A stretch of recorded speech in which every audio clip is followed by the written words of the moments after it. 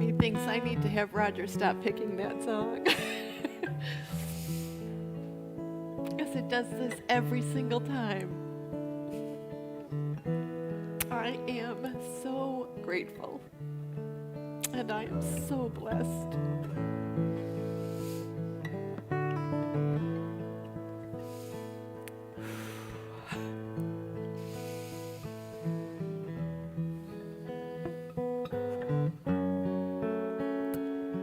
Will you pray with me and for me that in this time of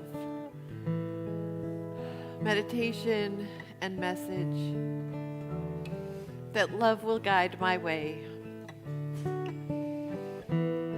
that what Spirit needs me to remember is what I will share of myself with you to invite you into your deeper journey inward,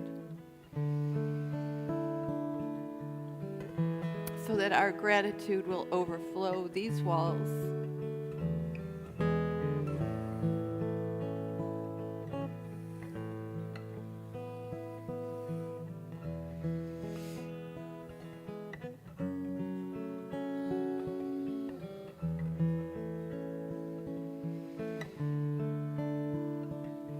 As we center, I invite you to close your eyes or just soften your gaze.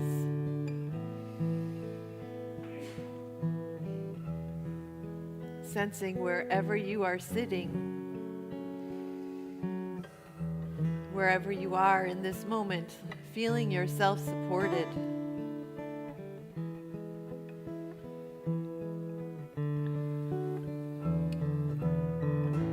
Feel the edges of the chair or the bench.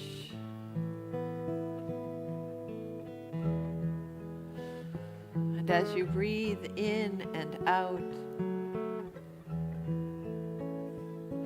sense the edges of your breath as it flows in and flows out.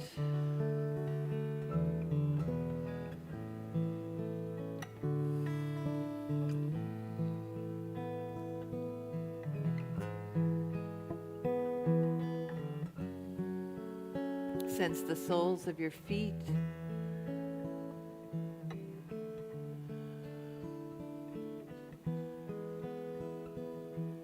Sense your legs. Thank your legs and your feet for walking you through life.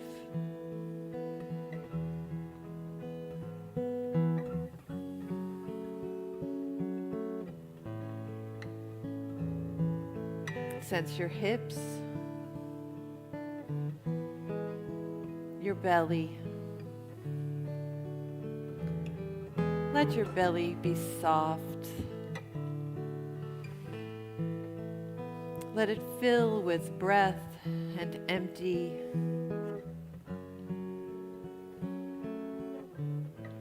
And let it just soften.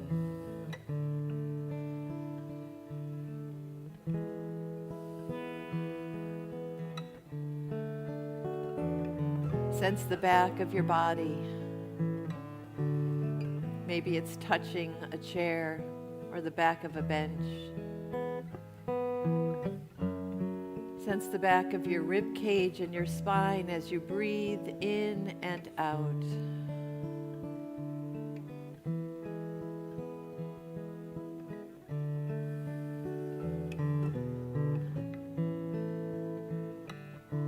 Sense your hands.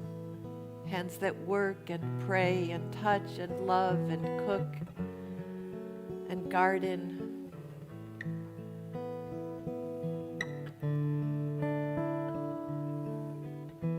Your hands that strum a guitar, pound a drum,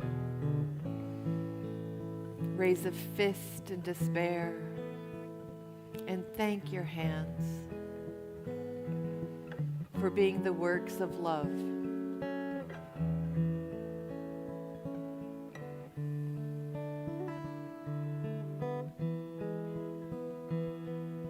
And sense your heart space.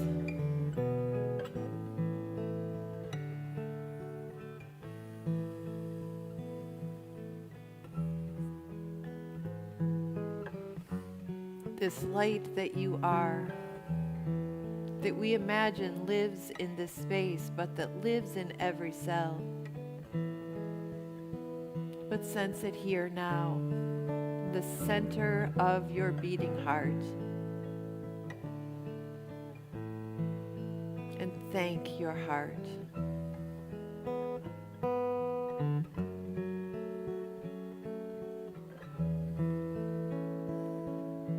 Sense your beautiful face that was created in the image of God.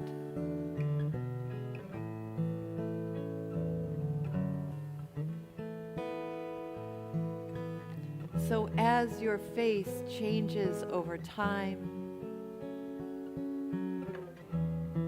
each time you look in the mirror, know that you are made in the image of the Source.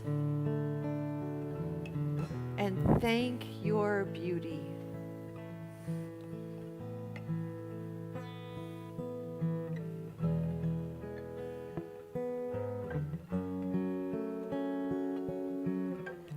Sense the crown of your head,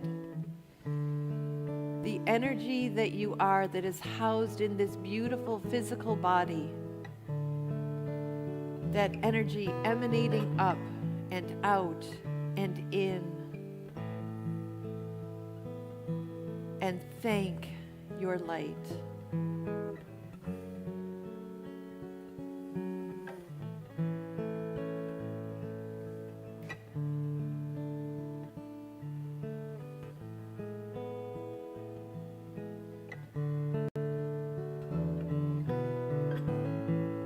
Now take a deep breath in, breathing in your beauty, your light, your working, your being, your loving. And when you're ready, open your eyes and look around you and see the light beings that you share space and time with today.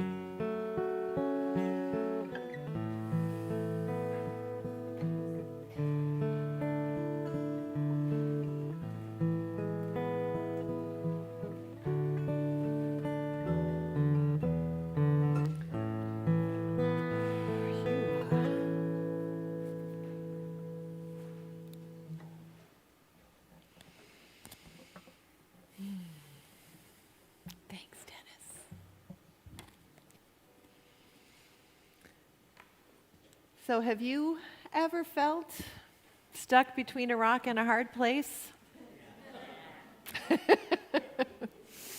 No?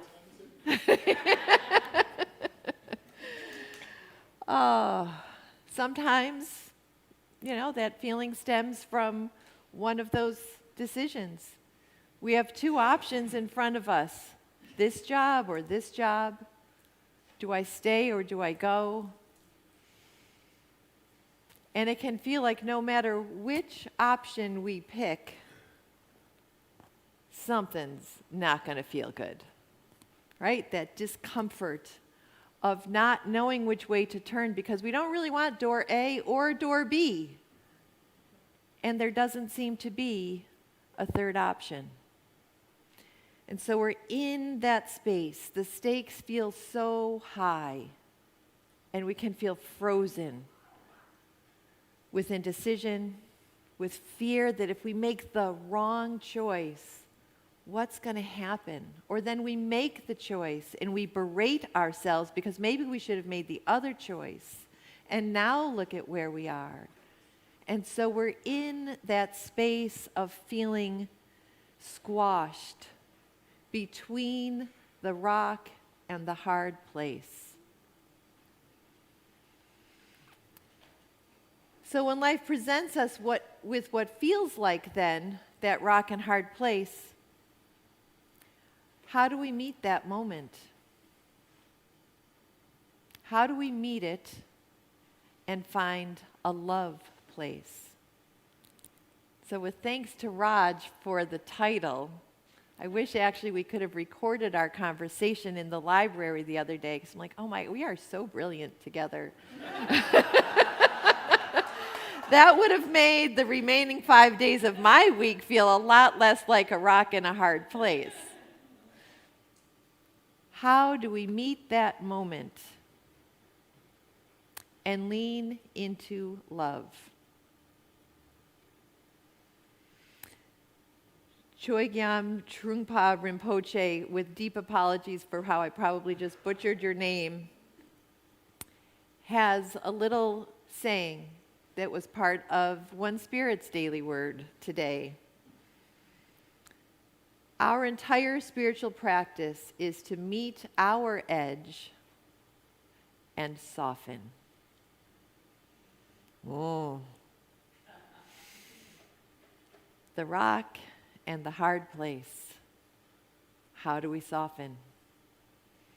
I also love how this has been mulling, and my passages that I have known for days that I wanted to use are just Spirit-led by how the truth unveils itself when I open my daily word for Unity's daily word today and One Spirit's daily word and say, yeah, Spirit, thank you.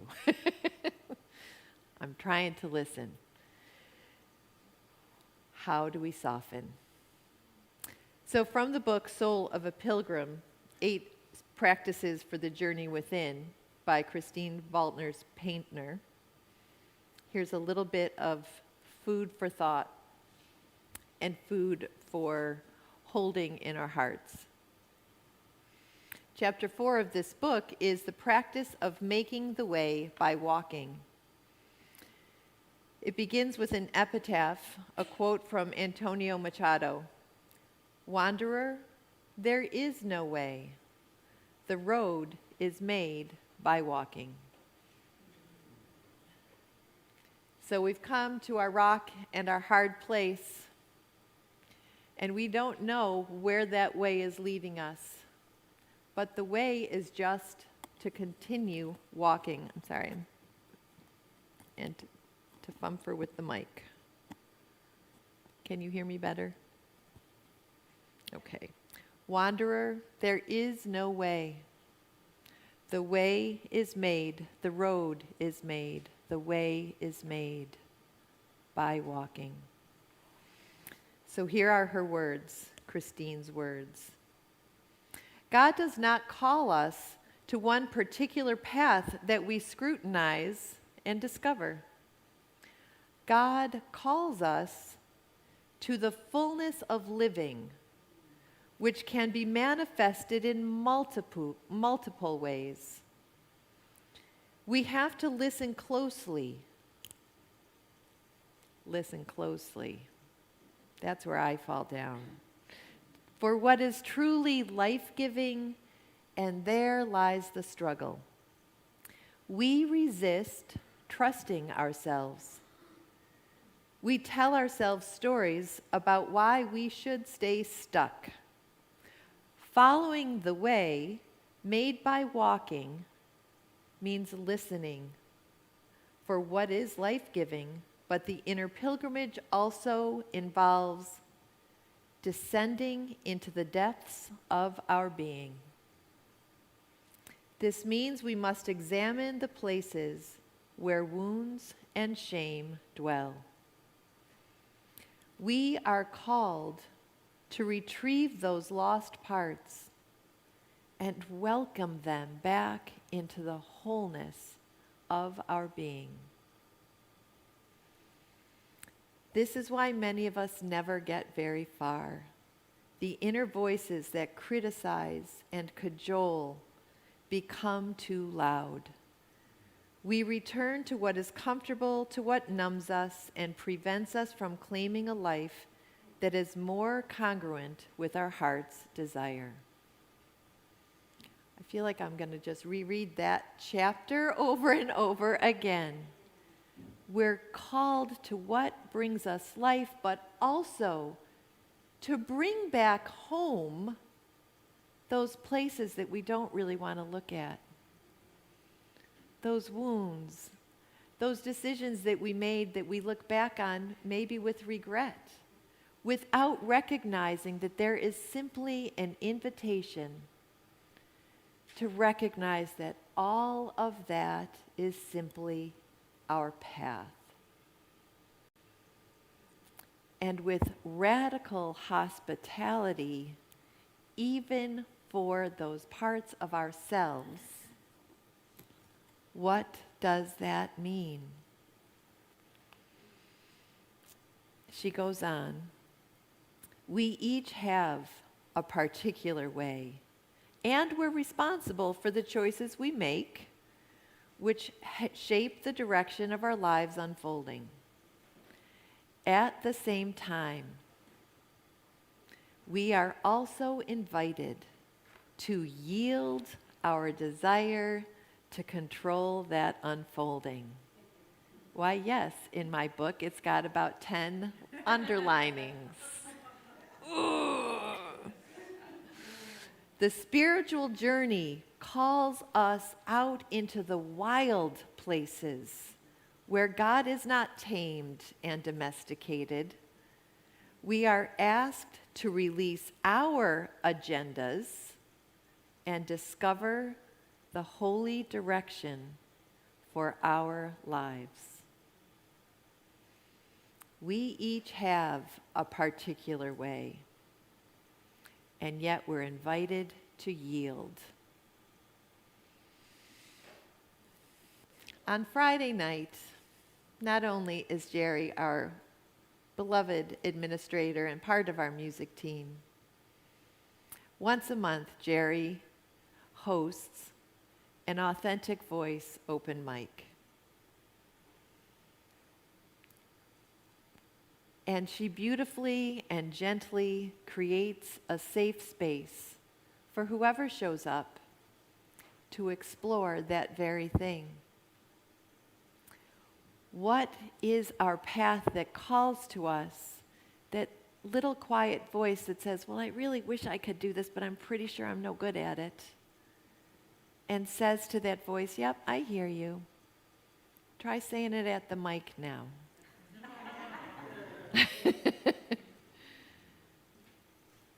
We are not asked to put aside those fears, but to welcome them, to befriend them, and to turn them into courage, to be our authentic selves. Because as Jerry reminded us that night, when we show up, living from our hearts, not with our own agendas, as Christine Paintner says, like letting go of our agenda. I should do this. I have to do it this way because that's the way I was taught. I don't think I'm good enough at this, and so I da-da-da. Those voices, if we befriend them, if we see them as the sad or scared little children that they are, and we just say it's okay. Step in here to this circle, to this circle, to this circle, and know that you are love. That is how we transform the world. I can barely listen to the news these days. I cracked a joke about the ark, but the fact that there is flooding and disastrous weather happening all over the world because of our human effect on this one planet that we get. There's no planet B is more than a bumper sticker. There is such division. There is such chaos. You don't need me to tell you the state of the apocalyptic world that we sang about in that song. And there are times when that voice within me says there are too many things to fix. How am I going to fix any of this? What am I going to do? Yes, we are called to be love in action. but yielding our agenda and yielding our idea of what the outcome must be gives us strength. It gives us courage to land with where God wants us to be. And when we show up in our full authenticity, in our full vulnerability, in our full light, that makes a difference. It doesn't make all the difference, but it makes all the difference. If we are not showing up as light, we can't have an effect on anything or anyone. God, the one presence and power in the universe, is expressing through all people, the natural world and all other aspects of life. Dennis read the daily word for us this morning. I also am going to need a copy of the prayer. If I ever doubt the presence of God, I need only behold the world around me. The light of God is being reflected in the kind words and acts of people, in the beauty and magnificence of nature, in life's grand rhythms and minuscule movements. I love that line. It is also in the minuscule movements.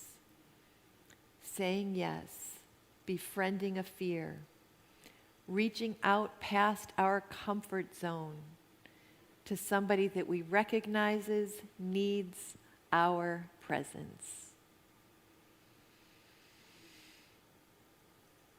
One of those other serendipitous Sunday morning bits of wisdom came from our friend Rob Geyer in his blog post this morning.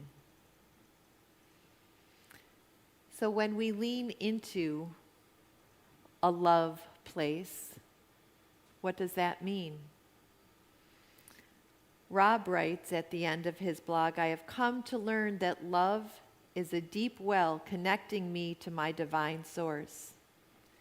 When I depend solely on my own strength and power, I quickly experience an exhaustion of what I have available to me. But when I sit still and go within and connect directly to the divine, I am never exhausted, and there is always love present, both for me and for the world. Wanderer, there is no way. The road is made by walking. Our entire spiritual practice is to meet our edge and soften. Sometimes the choice between fear and love is clear, simple, and off we go on that road. I guess that's what people tell me. But more often, it does not feel simple. We first need to sit still, or walk a labyrinth, or walk in the woods, or dance like a dervish. The inner journey to connect to our source with God within requires us to pay attention, requires us to yield control of outcomes, to trust that God is present in all outcomes.